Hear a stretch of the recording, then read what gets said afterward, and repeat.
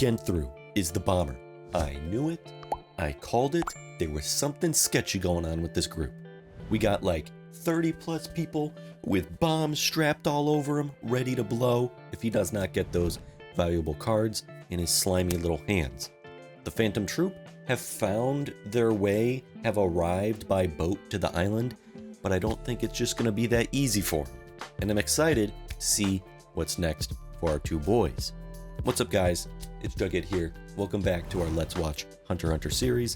Today we will be watching episode 65, Evil Fist and Rock, Paper, Scissors.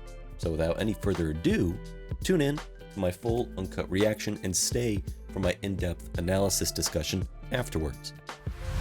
So, Hunter x Hunter, episode 65 in 3, 2, 1.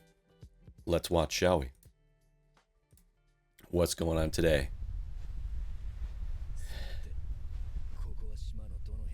They've made that. This reminds me of Lost so much. Going back to find the island. Who are they encountering? Uninvited guest. So this isn't a player. Is this one of the moderators?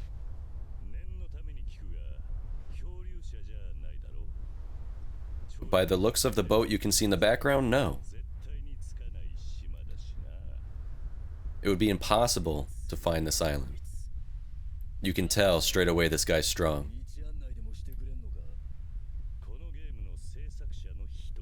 Ooh! Ooh! Our first designer of the game. A friend of Jing, one of the creators, one of the NEN proctors. Razor, badass name too.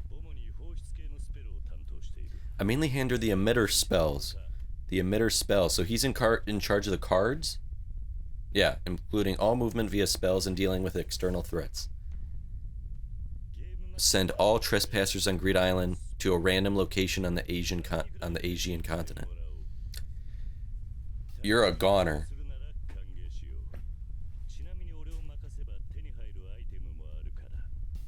From there, if you... Ooh. He's gonna send you guys back. Use the game. They're getting dropped off in the middle of fucking nowhere.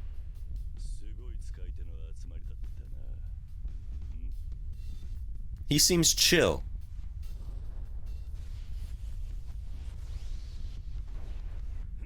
Never mind.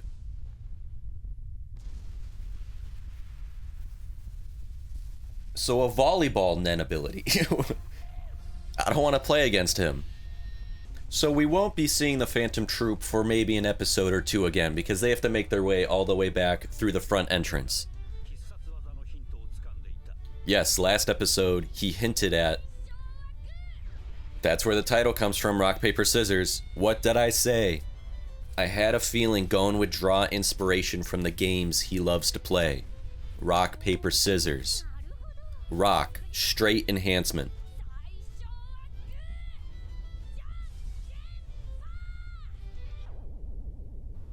Paper not doing much.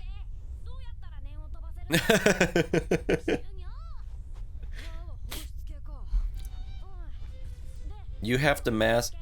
Okay. Rock, enhancement. Paper would be emitter. He's just gonna send his NEN forward. And scissors would be transmuter. But he hasn't even mastered enhancement yet, so it's not gonna work. Such a childish idea. But it's perfect for his personality. Gon attempting to blend enhancer, emitter, and transmuter techniques is so emblematic of his personality, his inherent creativity, and his determination. Exactly what I would expect from Gon and his personality. Each of those NEN categories reflects his personality.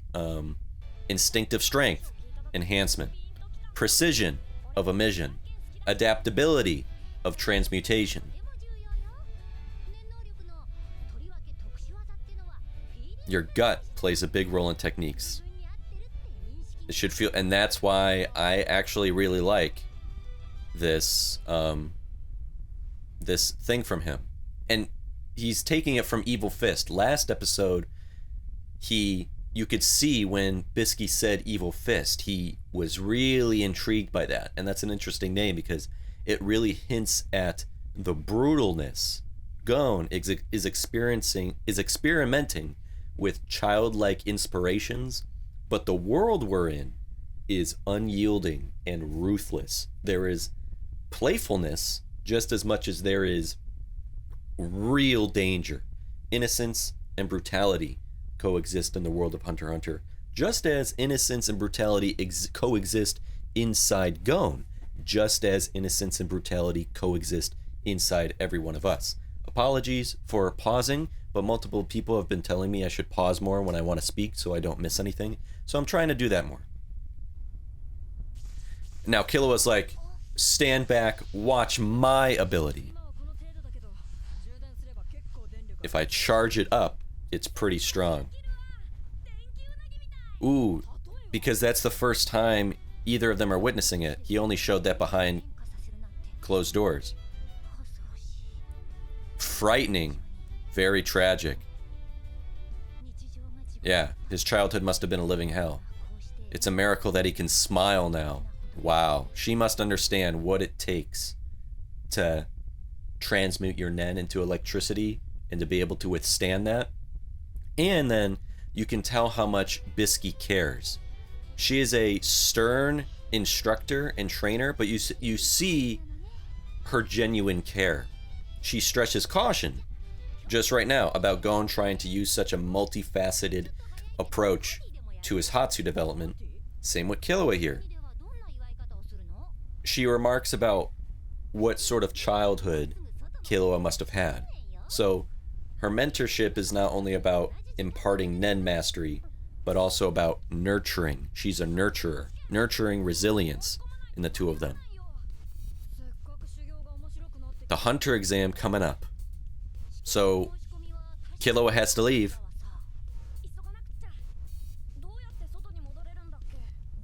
He needs a leave card. Let's head to Masadora City, get a leave card. So now Killua is returning to a familiar but much broader world now, where his new skills and his personal growth we've witnessed will be tested under new conditions. That's what I hope we'll be able to see him in the Hunter exam. And so our boys have been together side by side really since the Zoldyck estate, but this separation hits home the theme and importance of individual growth. The idea that our two closely bonded boys, Gon and Killua, they must ultimately confront their destinies separately.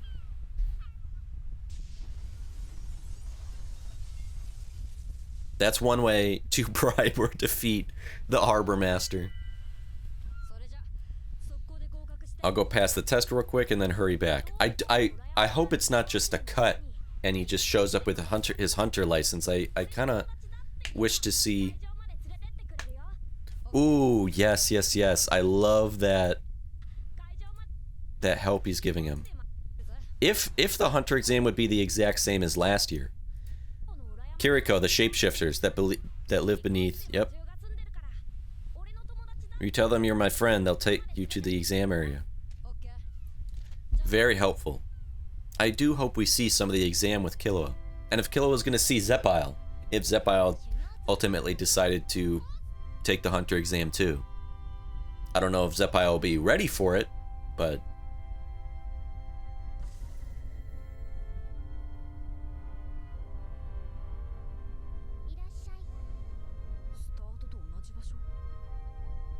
So you're back at the main... Wait.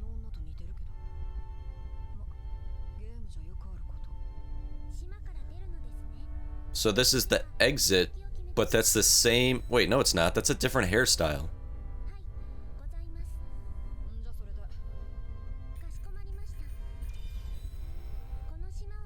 When you leave this island, the cards in your free slots will disappear.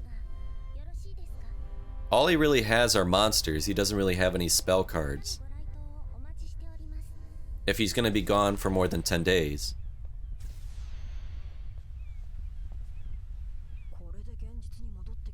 Look how dirty he is. Yep, nothing works. But everything is saved on that ring for 10 days. Right? Or was that a lie? I forget.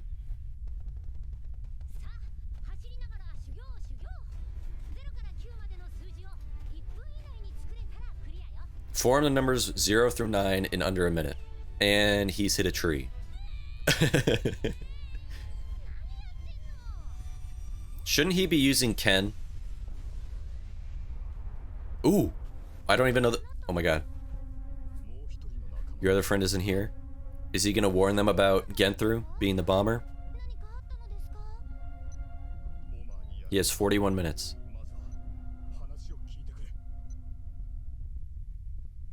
This is what Genthru can't have happening. Other people finding out about his abilities. They believe the terms he gave them, even though it was probably a bluff. Don't risk that. He's taking a huge risk.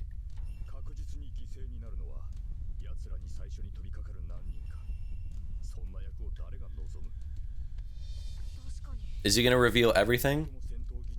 Was he there too for the if you touch Genthru and say, I caught the bomber? Just don't let him touch you. But if he does somehow touch you, you have to do that.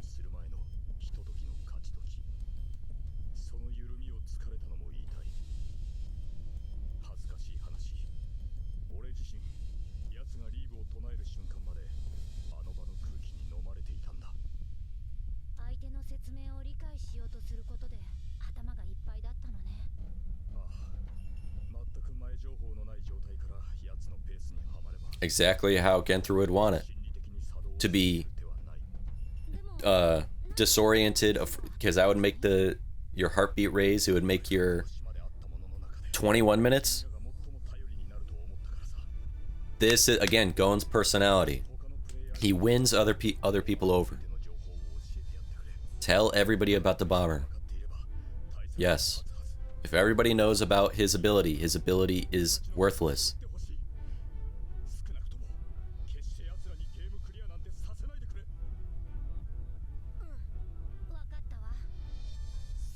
I want to see Bisky go off.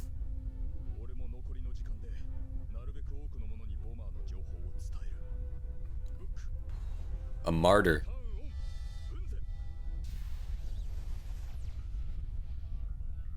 So he only has 20 minutes left. Because I saw the 21 minutes. Just kidding. They were the only player. Oh. Ooh, look at, he had such a worried expression on his face, and now he's completely stoic and confident.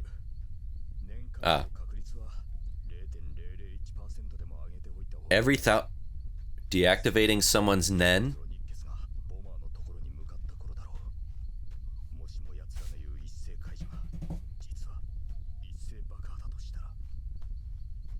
Is this a guy Finks was talking about? There are people who can get rid of other people's NEN? Is this the guy the Phantom Trooper after? Not like they would know he's here, but this might be a guy who can help Crollo. This might be the guy the Phantom Trooper are looking for. Let's wait and see. This guy's fucking dead. They're gonna do their triple thumb.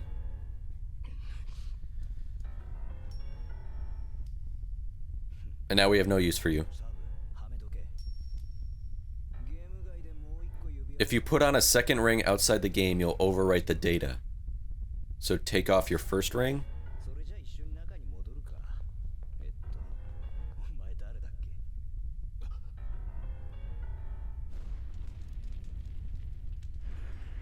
Oh my god, what are we about to witness? A voodoo doll?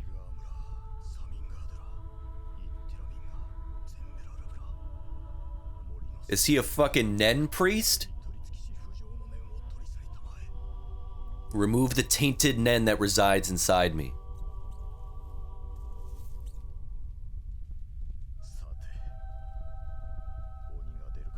What horrors will come of this? Does he not even know what his own powers do? His own ability does? I borrow power from the forest spirits to use my conjure ability to create a NEN beast capable of consuming other people's NEN. What the fuck? Oh, that's straight out of Alien. So he doesn't... The bomber's countdown must be... So the NEN beast changes every time, contingent on the abilities, what he's trying to accomplish, where he is perhaps. So he's in this forest, and Genthru's abilities create that fucking weird alien egg worm.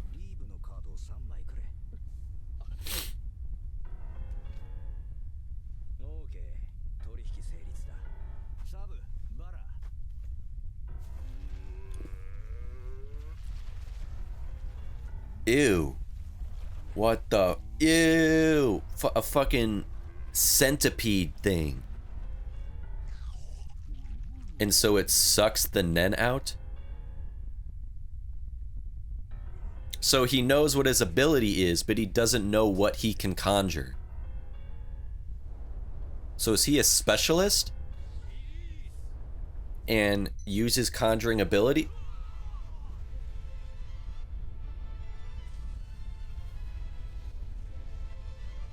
They're all fucking dead.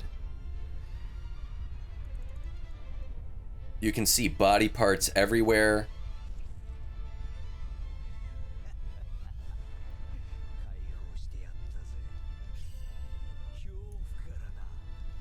That was a sick shot.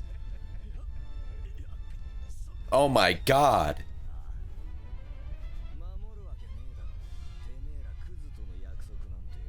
Does he have the bottom half of his body?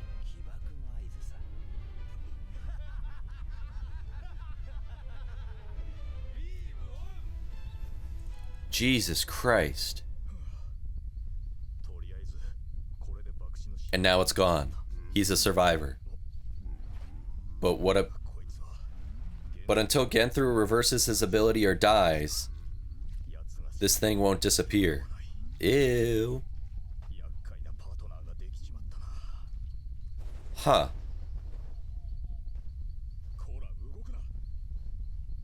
Okay, this just makes him cooler.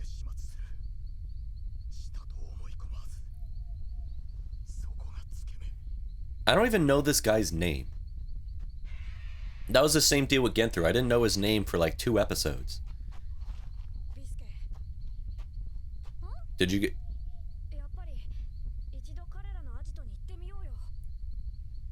Would you be able to feel all their aura leave? Like you wouldn't be able to sense, what, 50 plus people on the island are now gone?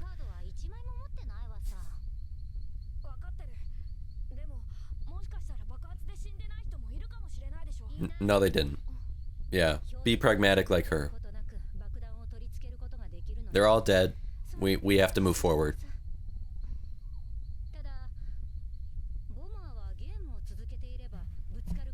You can have your chance against the bomber himself.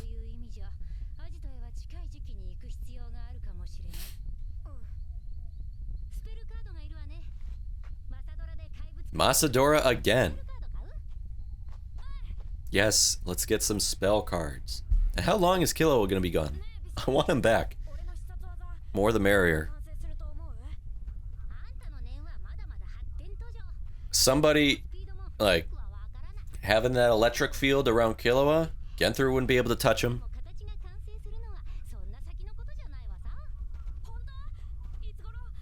Like 10 years.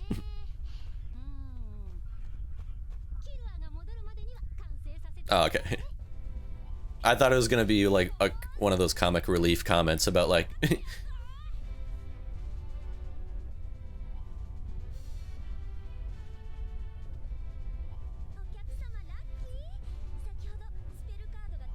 Huge shipment of spell card. Oh yeah, because everybody died.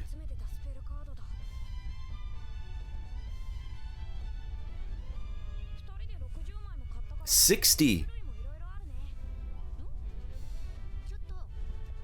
What? There are only 10 in the hologram. All slotted cards on target page are immune to theft or destruction via spell card until removed from their slot. Can only target pages 1 through 11. Free slot pages cannot be targeted. And then list, we already know that.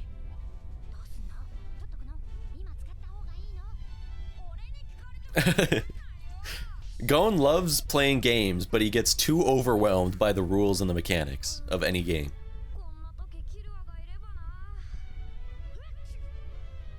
He with the Kiriko?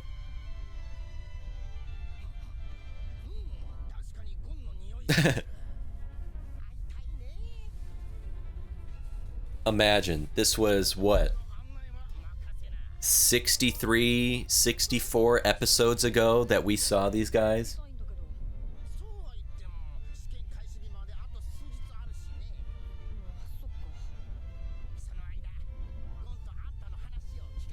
Tell them everything you've all accomplished. This kid that you only met for a brief moment and let him pass, and everything he's accomplished since then.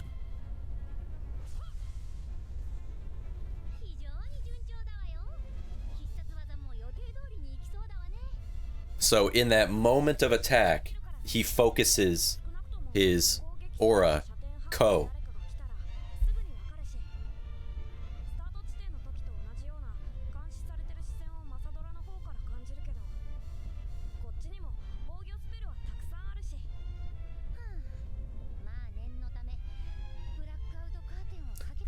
Blackout curtain card. Block one instance of enemy steal or fluoroscopy.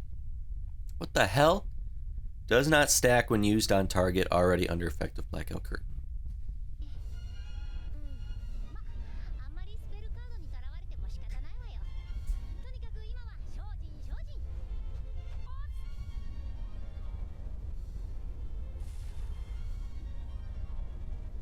So he emitted a little bit of aura and pew.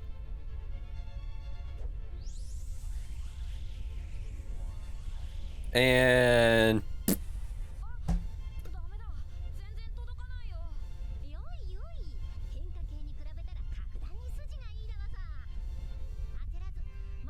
technically true.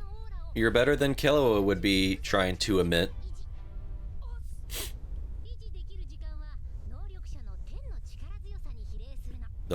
The stronger your 10.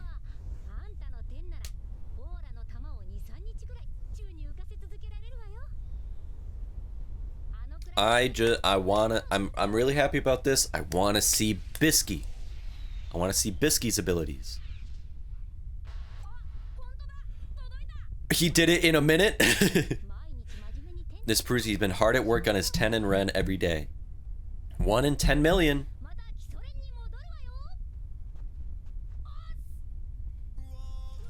Oh my god. There's not a lot of action happened today, but there's still a lot to talk about. So is it going to be the exact same exam as last year?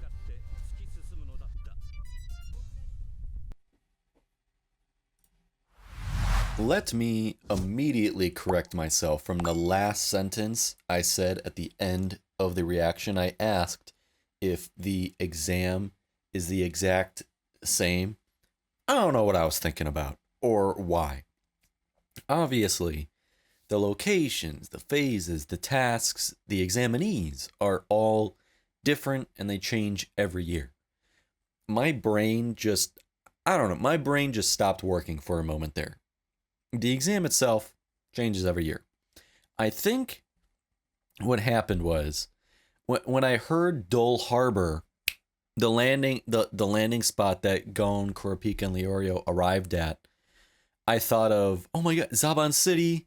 Then Gon talking about the Kiriko, And then when I saw the Kuriko, my brain just immediately pieced random things together from 60 plus episodes ago. And it just immediately thought, wait, is the exam going to be the exact same? No. Right as I stopped recording, literally right as I pressed stop recording, my brain turned back on. The navigators Gon received help from on his way to the hunter exam location aren't a part of the exam itself, but merely filters before it begins to weed out those who can't even, gain their help. They would have no chance of finding the location of the exam on their own, let alone survive or pass the exam. You're a wasted badge number. The location of the hunter exam is so difficult to find. Navigators are needed and are spread out across the world to help those who earn it. They just live their lives, and when it's time for the yearly hunter exam, they take on the duty of, serving as guides to the hunter exam if you gain their favor by being worthy. Like how we saw with Gon. Again, that was just a case of my brain turning off completely real quick. We don't know how Killua found the hunter exam location last year. Either, he's a Zoldyck, either through his own connections and his own means as a Zoldyck, or encountering his own navigators along the way. But to make matters easier this time around, Gon suggests Killua, hey, find the Kuriko, since you'll be teleporting to Dole Harbor, and when you do find the Kuriko, name drop me, and that the two of us are friends because they'll surely take you in and help you. And so we can quickly move on from this now. I just needed to clarify how this brain right here, sounds pretty hollow, wasn't working for a good minute, and now the switch is back on. Which is good, because my brain needs to be on for the rest of this discussion. And this is what you guys want to hear from me. You don't want to hear the brain turned off. You want the brain fully plugged in. We've also encountered our first known designer, creator of the game, Razor, a badass name to go along with him. Him confronting the Phantom Troop, he quickly lets it be known this game is not a free-for-all. There are rules. We already knew that. And now we see there are guardians. There is a hierarchy. There's an order to things. We see that asserted with the use of the eliminate card. There is an order above any alliance, above the bombers. There's an order above Sisguera and the Batera groups, above the Phantom Troop, of which they are all beholden to. Everyone is subject to an overarching order here, which I hope to see more of, because that means conflict, confrontations, fighting. Kind of got a glimpse of that, little hint of that right here. It may seem there is so much to exploit in this game, as though the game designers are either, nowhere to be found, or allowing it to just turn into the wild, wild west. But there is someone watching at all times, a big brother. There is an inescapable authority of Greed Island's inner workings. They don't interfere when it comes to, Genthru killing, mass murder, taking their rings and their cards in and out of the game, metafying the game's mechanics, but try to get around the main entrance and effectively hop the fence? Nuh-uh. That's a line we know now they won't allow anybody to cross. Interesting morals there, I'll say. And so, this isn't just another adversary. This is an architect and an enforcer of the entire game and its rules. Even Finks immediately said to himself, whoa, this guy's strong. If he wasn't even using Ren, which I doubt he was, then the Phantom Troop merely sensed his basic baseline aura output. None of them even risked trying to blitz him for that eliminate card like Gon did to that one guy a few episodes ago when they were coming out of winning that tournament. And Gon, snatched the card out of his hands. Using the Phantom Troop in this way to introduce him to us, is a great way to immediately rank him and place him as a real threat up here. We have seen how nonchalant the spiders are and have been. So it just makes Razor here seem all the more dangerous and imposing. We catalog him in our minds and in our little character charts to eagerly wait for his return when we'll see him again, because we know he is intimidating, imposing, dangerous, means business. We know he is strong as hell, and we know we'll see him again because Razor himself invited their paths to cross again, to fight, to dish it out. He'll be keeping an eye on them. The Phantom Troop have his attention, but he was not fazed at all by their collective power. Like half the group was with them, like 80% of them. If not all of them. I'm trying to think of who came and who didn't. The point is, the group we followed lay waste and bloodshed to hundreds in the last arc, doing whatever the hell they wanted. We know their reputation.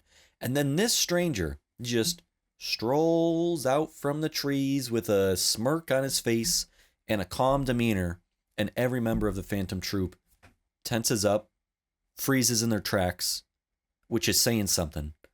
For Finks, Phaeton, Franklin, Razor is at the very heart of the game's mechanics and rules. He is an emitter. He admitted so. Since he's in charge of the emission, he said emissive, but I'm going to say emission systems in the game, he ensures then, most spells function correctly. I think he said traps as well.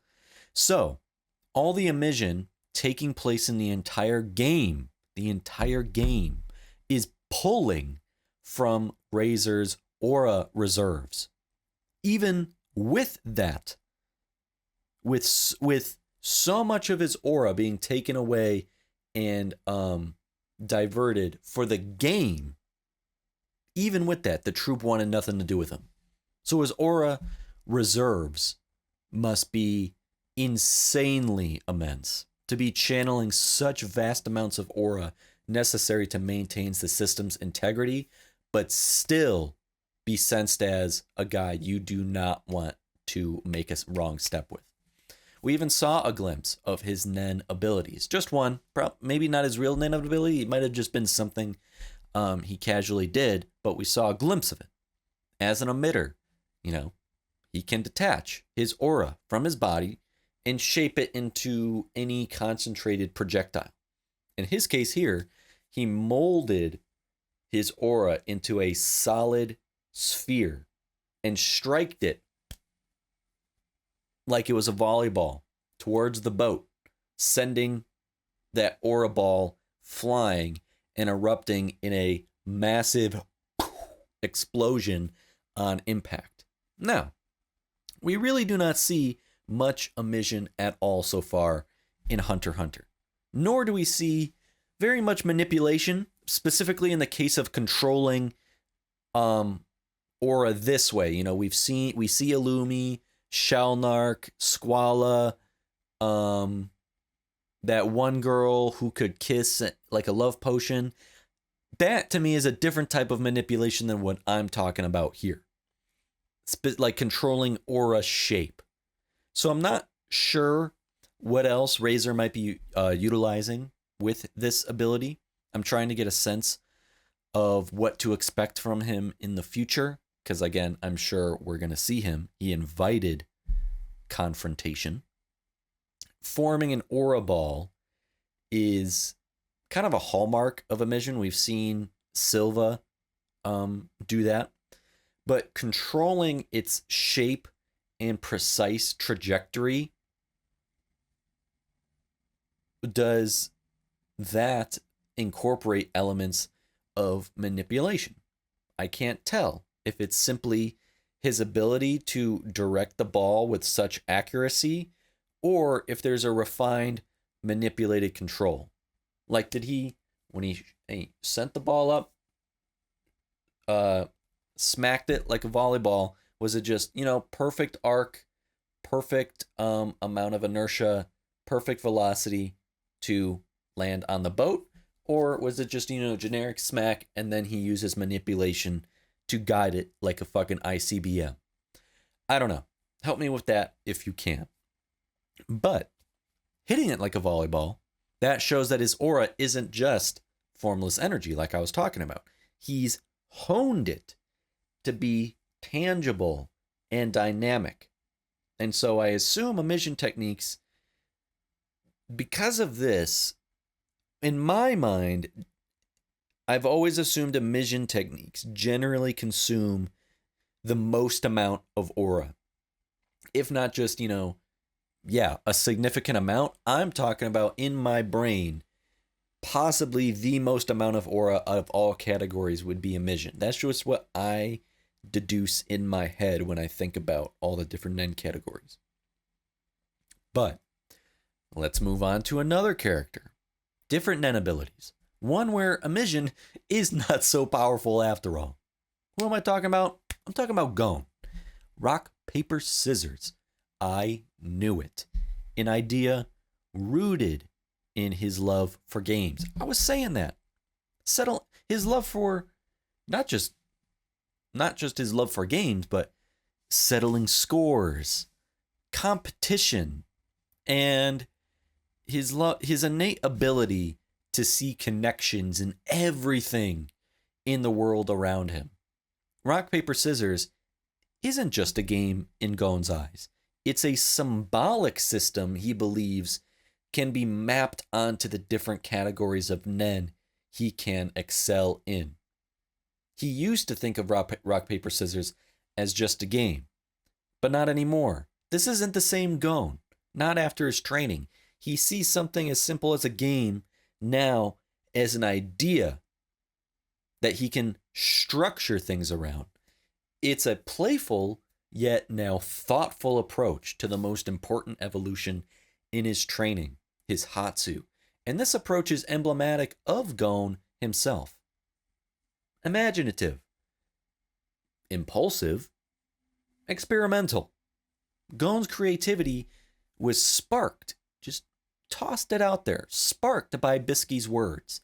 The origins of rock, paper, scissors as an ancient, esoteric, almost ritualistic martial art. That's an important lesson. Sometimes inspiration comes from the simplest things. But Bisky also measures caution and advice at the same time. Not every idea is as practical in reality as it might seem in your head or on the mere surface. Rock is enhancement. Gon is naturally an enhancer. This will be his strongest, most powerful ability. Most efficient too. Enhancers are known for their straightforward, raw power, physical strength. Not much more is straightforward. Not much more is straightforward and raw than a fistful of NEN. I don't know whether he's using just Ko or that Ryu balance. He's obviously flooding his body with aura using Ren. That's no doubt. And I imagine being Gon, he concentrates all that energy at the moment of impact into his fist, which would be Ko. I feel like Ryu is, it's a more fluid approach, and that requires a more specialized control over aura. I feel enhancers in Gon both with his personality and with his enhancement type, wouldn't opt for, as opposed to, say, like a Killua or a Transmuter, who would typically be seen using that Ryu approach. That's also why paper and scissors don't work. His body is optimized for enhancement.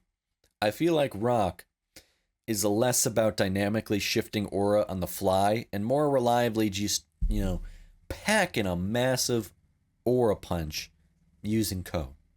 I don't know though. Gon breaks boulders with ease. He's in his element. Paper requires emission, projecting the aura outward, detached from Gon's body.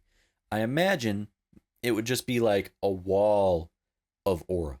It would be cool if it was literally like a piece of paper, but not a piece of paper because that would be transmutation, but just like a rectangle, a wall of aura projected outwards. It wouldn't, or no, it wouldn't even be able to be a hand. That would kind of be cool too, but that would require manipulation because you'd be shaping your aura, and that's too much for him either. So it'd be cool if it was just, I don't know, a block. No, because he'd be having to use manipulation too to form it as a rectangle. So it would just be, just raw aura, I guess, coming out as paper. But in this episode here, he can only manage a tiny, tiny dot, a little pinball, a little gumball dot of emitted aura. He got it separated, but tiny, tiny. Likewise, with scissors. Scissors is even worse.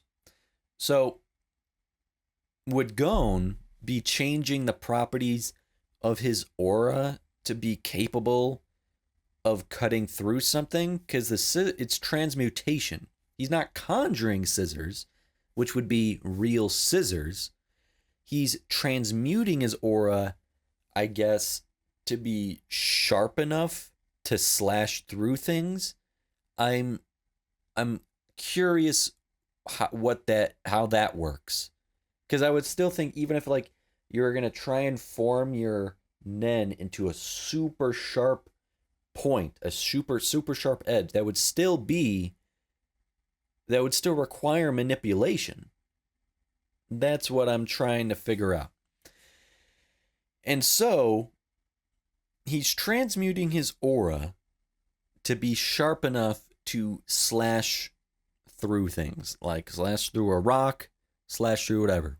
And so where my mind immediately goes with scissors, Hisoka, that rivalry. Remember Heaven's Arena? You could see the long strings of NEN connecting Hisoka to his opponents, connecting to Gon. Remember, it like grabbed him by the face and just yanked Gon around. Hisoka could touch Gon just once and attach his NEN to him as bungee gum on Gon's face, pretty much puppeteering him around. With scissors, Gon could slash through Hisoka's bungee gum strings. I think. I don't know, because there's no way Gon is stronger than Hisoka in transmutation. The only way I see Gon not being able to would be because Hisoka is a primary transmuter, so his transmutation abilities would always be stronger than Gon's. This is where Gon has to learn some more. NEN isn't just about coming up with clever tricks, clever ideas. NEN requires not just a couple weeks, not just a few months, but years of training, even for a 1 in 10 million kid, and a deep internal harmony with your aura. Gon experimenting right now is as much about exploring all the possibilities in this kit. Your imagination is like an endless garden to stroll through when you're a kid. So Gon experimenting right now is as much about exploring all those possibilities as it is about understanding his current limits. Gon desires to become a more complete fighter, worthy and capable of finding Jing. I'm sure hearing your distant, estranged father might arguably be top 5 NEN users alive would make you want to go, well, shit, I'm going to be top 5 just like him. I'm going to master 3 NEN types at the same time. I'll impress my dad that way. I'll make him proud. Or he's thinking if he has more tricks up his sleeves than just one, it will help with his chances of beating the game. Gon has to see that growth comes from embracing your core identity. Remember that most. And gradually expanding that true identity, not forcing some ill-fitting concept. Gon's failure isn't a flaw. It's realistic. That's what I love about Hunter x Hunter. It's a realistic depiction of talent and innovation in NEN, needing to be carefully nurtured over time.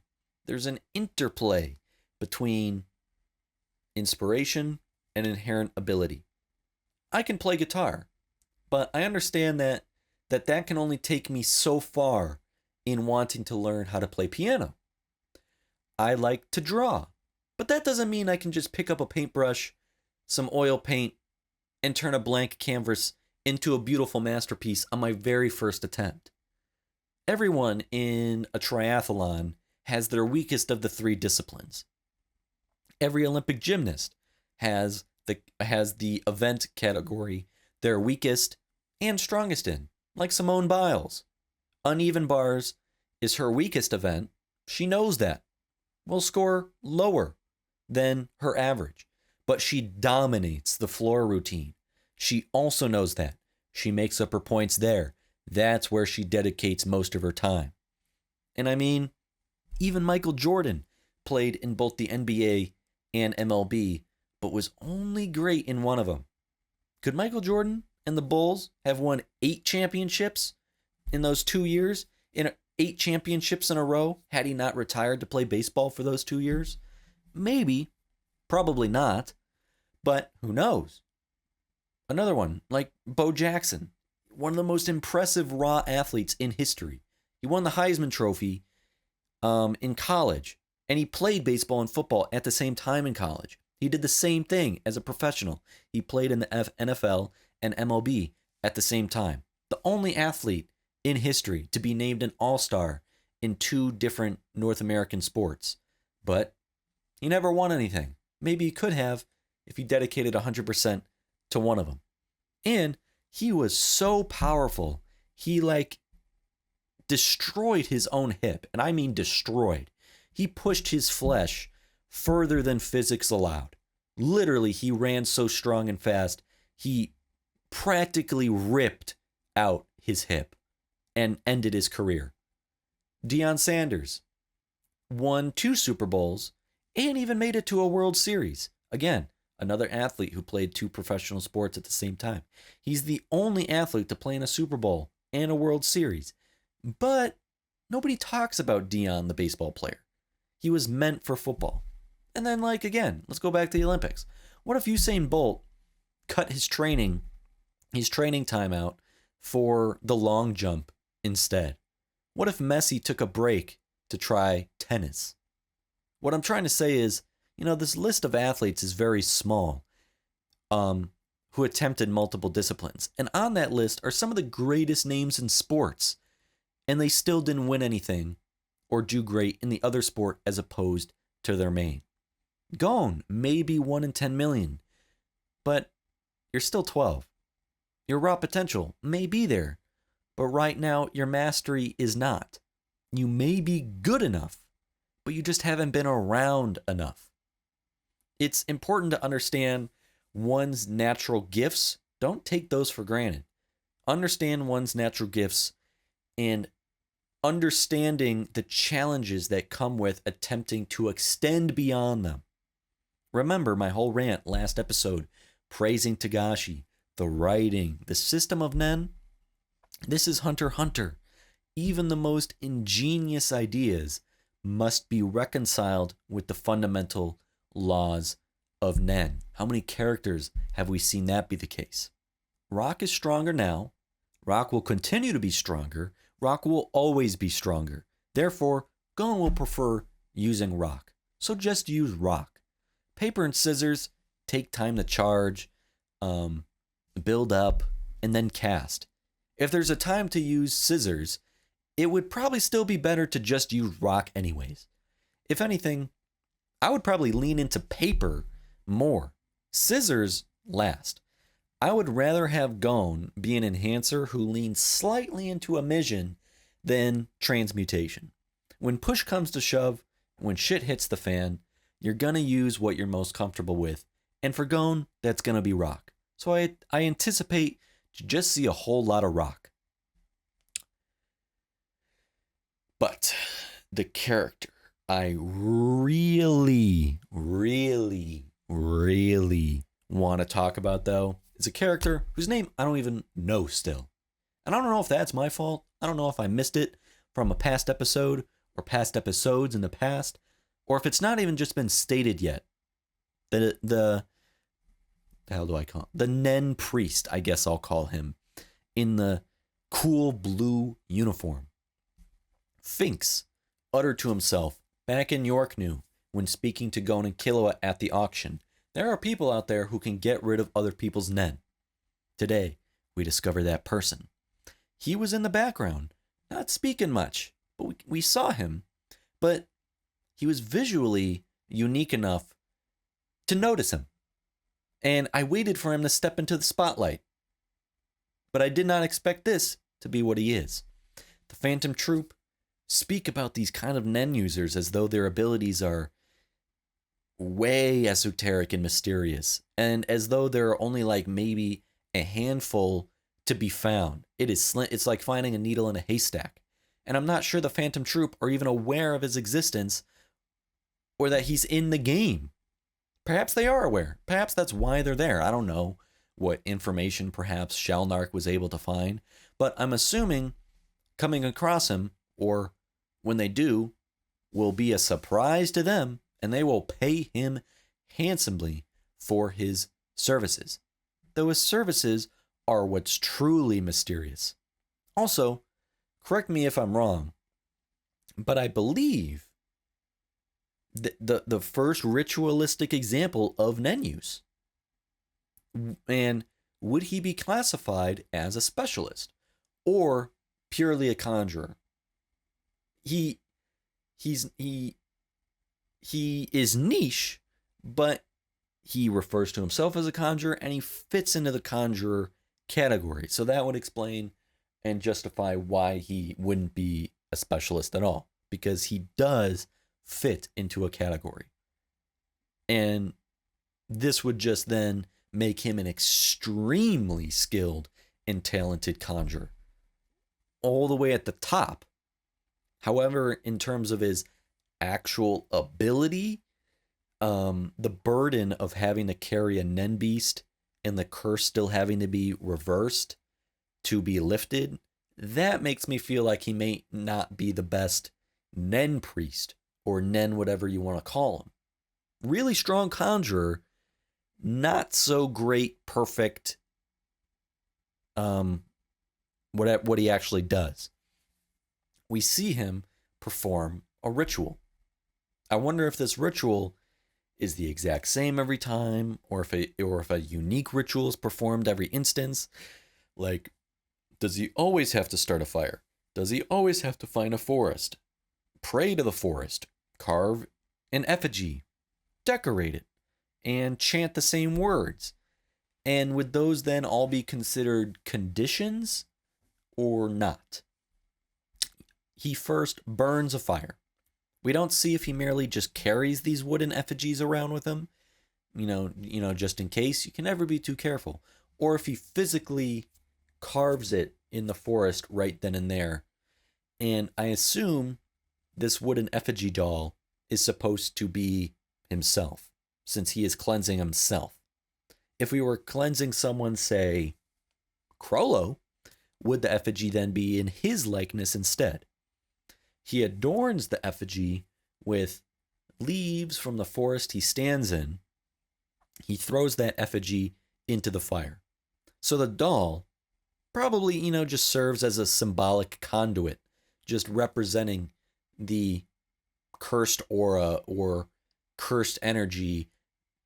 Sound like I'm doing a Jujutsu Kaisen discussion here now, which would be the bomb attached to him. Fire is a universal purifying force, so it catalyzes his aura into transforming into whatever is going to hatch from that fire.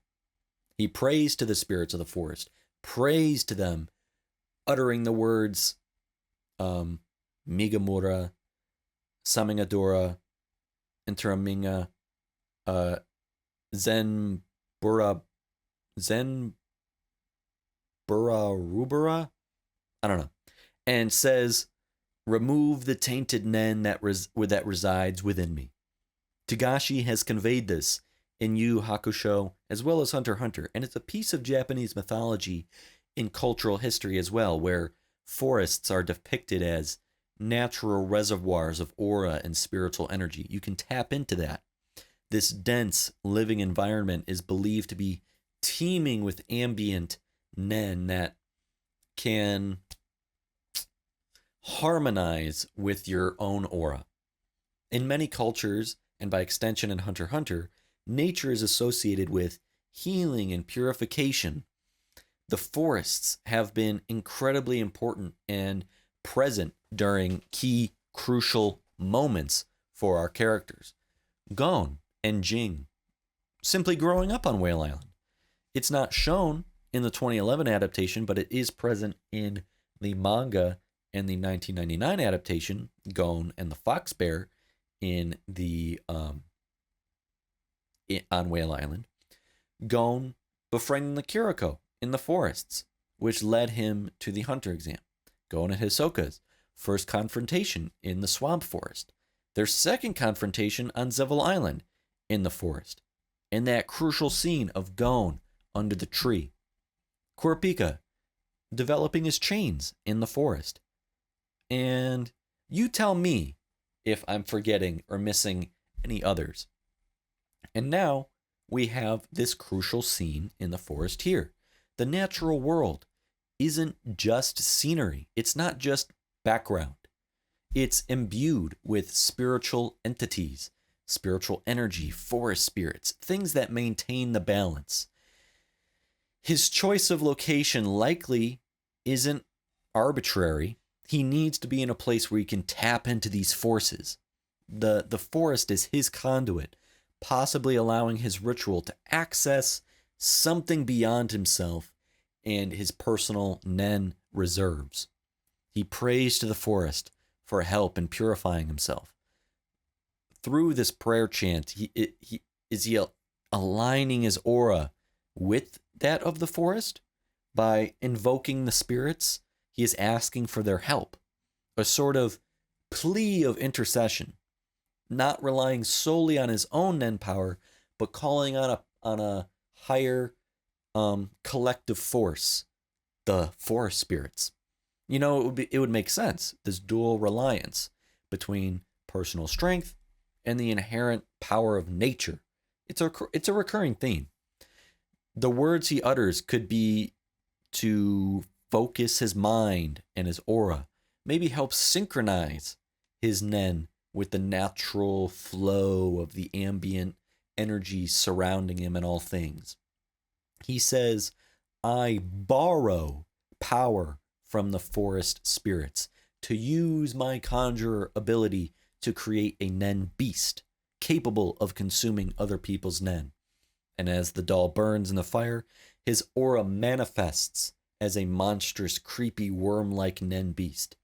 It is a tangible, real creature. That's what conjuration is, as opposed to something like emission. The interesting part is he doesn't even know what his ritual or what his aura will produce. He asks, what horrors will come of this? So it sounds like he never knows what will appear in front of him. It's always different. Just that they're all equally horrifying and grotesque. He said the stronger or more complex the Nen or cursed aura, the larger, more horrific, more burdensome the Nen beast is.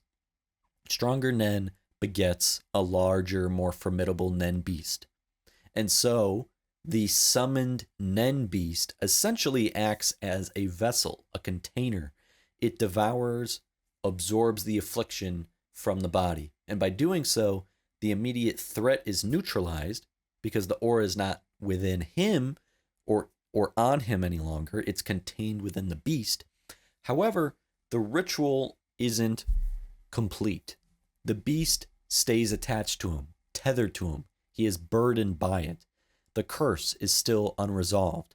The condition still needs to be fulfilled, or Genthru has to die. Only then will the beast dissipate. Until then, he has to cover himself in new robes and new garments, because the beast is conjured. It is physical. Anybody can see it. It's not the same as emission, where only NEN users can see it. Conjuration, anybody can see it. But if Genthru dies, we know NEN after death is a thing. What would happen in that case then? I don't know. This is all very interesting, because clearly this guy doesn't fully understand his own ability. And I think that's really cool. Kurapika doesn't fully understand his chains. This guy doesn't fully understand his ability either. There lacks complete and total control over their abilities. They just know they function. In this case, this ritual kind of reflects a deeper philosophy of Hunter x Hunter. Sometimes power is a force of nature and judgment rather than something fully tamed by human will. The unpredictability and the unknowing of the NEN beast just shows that tapping into whatever he's tapping into, tampering with this kind of energy carries unknowns and carries inherent risks. The forces of NEN are mysterious. They can manifest in ways even experienced users cannot precisely understand, forecast, predict, let alone control. This all paints a really very intriguing future picture if the Phantom Troop do discover this guy and solicit his help. Kurapika is stronger than Genthru, surely. His judgment chain is incredibly powerful. So, what kind and what size of NEN beast would and could possibly appear to handle and cleanse Krollo of Kurapika's curse? Multiple times larger than the worm, easily. Multiple times more heavy and burdensome on whoever must carry it. Krollo wouldn't have to carry it. This guy would, still, I think. I don't think it matters who's getting the cleansing. This guy would have to carry the beast. It's his NEN beast and his ability. And so, without even knowing what he would be about to be summoning, he would be horrified to see the size of the monster he'd have to carry with him, with the possibility it won't go away. And then, what would need to be satisfied in order for the NEN beast to fade away? Kurapika obviously isn't dying, and I don't think and I don't know how you could possibly reverse the curse. Kurapika would have to manually lift it, I guess. It doesn't have a deactivation like Genthru's does. The only conditions were Krollo can't use NEN or contact the troop. If he does either of those two things, what would happen then? How would the troop even find Krollo to deliver this NEN priest to him? That's where Hisoka might actually have to come into play and be the third-party middleman communication link. But we don't know where the hell that guy is. Since he isn't a true spider, we already know and have seen that Krollo can interact with Hisoka no issue. Who can then interact with the rest of the true spiders, if they're willing to hear him out. I'm sure Hisoka would be eager to help Krollo lose the chain around his heart. He would chip in whatever amount of money, whatever it is, if it meant Krollo could use NEN again, because it would allow the two of them to properly fight each other. Also, would this be an ability worth stealing for Krollo to have in his book? This would be an incredibly useful, life-saving skill to have in his arsenal, not just for himself, but for all of his spiders, to have an ability that could save them from any affliction. Such an ability would have saved Duvogen, would have saved Pakunoda. But I don't think Krollo would accept the burdens and the conditions of having a NEN beast tethered to him and having to fulfill the curse reversal. Also, if someone stole his ability, I'm sure this guy would just kill himself. So no one could have his ability, and he'd be purposeless.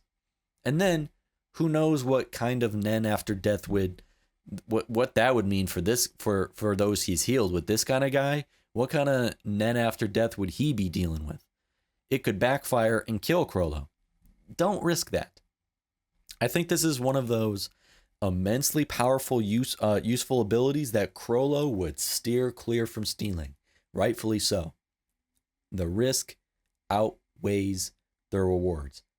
And there's just so much I'm looking forward to seeing. This episode really opens up possible new avenues to where the story is going to be going for each of our characters. We're going to follow Killua, hopefully, in the Hunter exam. Hopefully we see Zepile. I'd love to see Tonpa too. I don't think we're still going to see Kurapika and Leorio. The Phantom Troop are going to be coming back into the game. Gon and Bisky. And now the Bomber. Multiple people know his ability now. It's just, I'm excited to see where this goes. And so, with that, is where I'm going to end today's discussion. If you enjoyed the video, hit that like button. Better yet, if you haven't already, subscribe to the channel. Keep the conversation going down in the comments below. And check out my Patreon for early access to YouTube videos and bonus exclusive content if you're interested. Having said all that, and with that said, so long, until next time, thank you, have a good one, peace.